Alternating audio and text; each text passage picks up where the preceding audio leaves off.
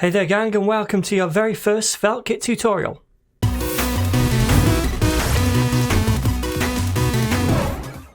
Alright then, so first of all, what is SvelteKit? Well, basically SvelteKit is a framework for building websites with Svelte. And by the way, if you don't already know what Svelte is, I would highly recommend that you check out my Svelte tutorial series before you start this one. The link is going to be down below the video.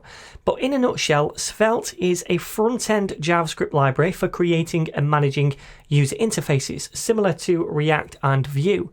Now, SvelteKit builds on top of that and provides us with a framework to create a more full-stack website with routing, server-side rendering, and API, etc.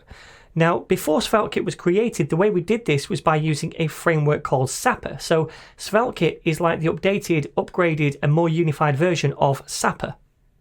So I guess SvelteKit is to Svelte what Next.js is to React or what Nuxt is to Vue.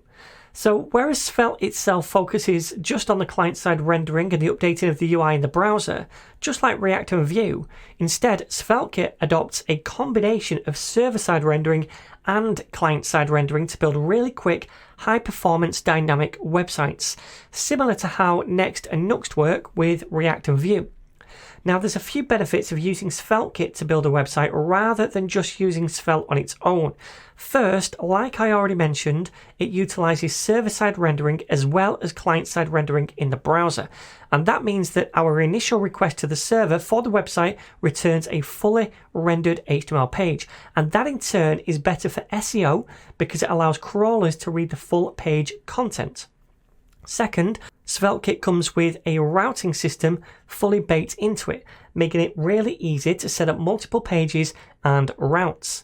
Third, it allows us to build a custom API for the backend, which we can hit from the front end of the website. And finally, it uses something called code splitting to only serve the code that we need at any moment in time, making the page response times quicker. Aside from those, there's also a few extra nice features such as prefetching and layouts that we're going to take a look at later on as well.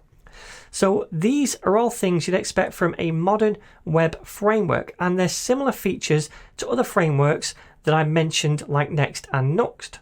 Now, when you work with something like React or Vue or Svelte to create a web app, the final product that's created is what's known as a single page application, or an SPA for short.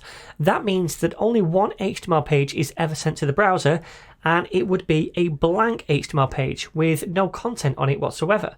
And then inside the browser, Svelte, or whatever else you're using, renders components and content so that we can see them. So all the rendering of components is done only in the browser, the client.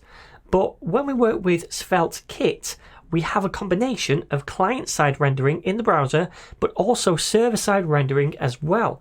So when we make an initial request to the server, instead of it sending back a blank HTML page, it sends back a pre-rendered HTML page fully built. So in this case, the initial rendering is done on the server and not in the browser, and that is much better for site crawlers and search engines. So our HTML page that arrives in the browser is already full of content, and then from that point onwards, our application behaves more like a single page application. When we navigate around to different pages on the site, we don't send extra requests for extra HTML pages. Instead, Svelte intercepts requests to new pages, looks at the page that we're navigating to, and then just swaps out the content in the browser. So SvelteKit basically takes the idea of a single page application and enhances it to include server-side rendering and a routing system to load in different page components. And again, SvelteKit also allows us to build a custom API for any server-side logic that we can then interact with from the front end of our application. Now, in addition to all of that, SvelteKit's built on top of something called Vite, which is a front-end tool that builds our code and pulls it all into the browser. And it also provides us with a development server with hot module replacement, and that essentially means that we'll get live updates in the browser when we're changing our code and previewing it. So in this series then, you're going to learn all the basics of SvelteKit first of all, and then we're going to build a simple website called Ninja Gaming Reviews with a few different pages.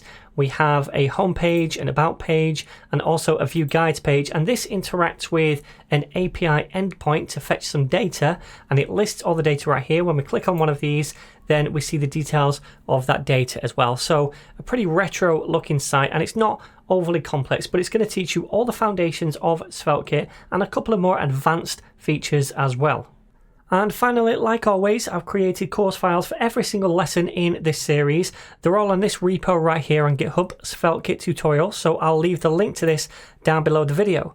Now, if you want to check out the code for a specific lesson, then you can do by selecting a branch from the drop down here. For example, if I want to see lesson 7 code, I can click on this branch and all of the code is inside this branch. Now, if I want to download a zip folder of this particular lesson, I can go to code and then download a zip folder right there.